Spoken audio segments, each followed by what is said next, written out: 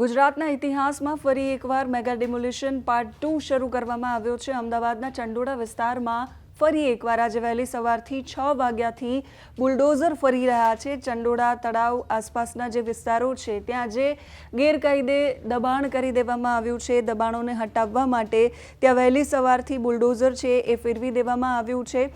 છોટે ચંડોળા તળાવ અને બડે ચંડોળા તળાવ આ બે પાર્ટમાં આખો એ વિસ્તાર વહેંચાયેલો છે અને એ બે પાર્ટમાં આજે જે ડિમોલિશન ચાલી રહ્યું છે એ ઈસનપુર તરફ આવેલા વિસ્તાર છોટે ચંડોળા તળાવ વિસ્તાર ચાલી રહ્યું છે, જ્યાં 8,000 જેટલા બાંધકામો છે એ આજે દૂર કરવામાં આવશે।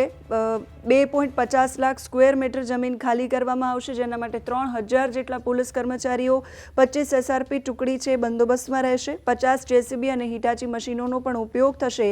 અમદાવાદના ચંડોળા વિસ્તારમાં હવે ફેઝ 2 જે પહેલી વખત થયું હતું, બાંગ્લાદેશીઓનો ગઢ કહેવાતો હતો, જ્યાંથી અંદાજે 1,000-1,500 લોકોને પકડવામાં આવ્યા અને એમાંથી 202 જેટલા બાંગ્લાદેશીઓ નીકળ્યા હતા, જેને આપણે ડિપોર્ટ કર્યા છે, એમના વતન પરત મોકલ્યા છે।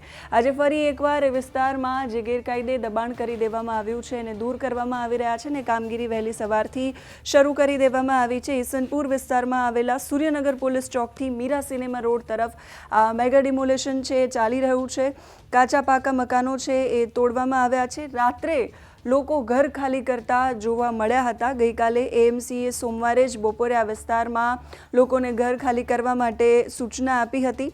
અમદાવાદના ચંડોળા તળાવમાં મેગા ડિમોલિશનનો આ બીજો તબક્કો જે આજથી શરૂ થઈ રહ્યો છે, મ્યુનિસિપલ કોર્પોરેશનની તમામ ઝોનની એસ્ટેટ ટીમ સાથે મળીને ફરી એકવાર આ મેગા ડિમોલિશનને અંજામ આપશે અને ફેઝ 2ની કામગીરી જે 3,000 પોલીસ કર્મચારીઓની સાથે 8,000 કાચા પોલીસ કર્મચારીઓ તૈનાત રહેશે અને 8,000 કાચા પાકા જે બાંધકામ છે એ દૂર કરવામાં આવશે।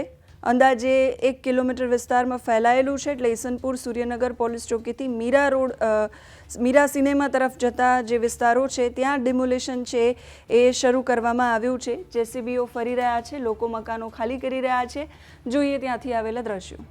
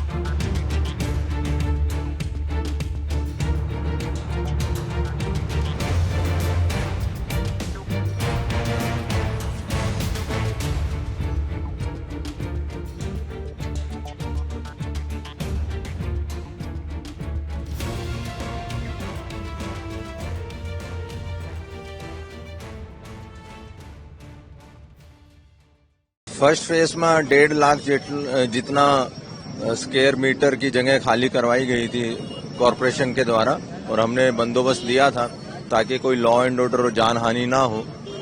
और फेज 2 आज से प्रारंभ हुआ है और आज भी पर्याप्त संख्या में CP सर ने बंदोबस्त दिया है और सब सीनियर अधिकारी स्थल पे मौजूद हैं और मुझे उम्मीद है कि जनता भी हमारे साथ सहयोग दे रही है।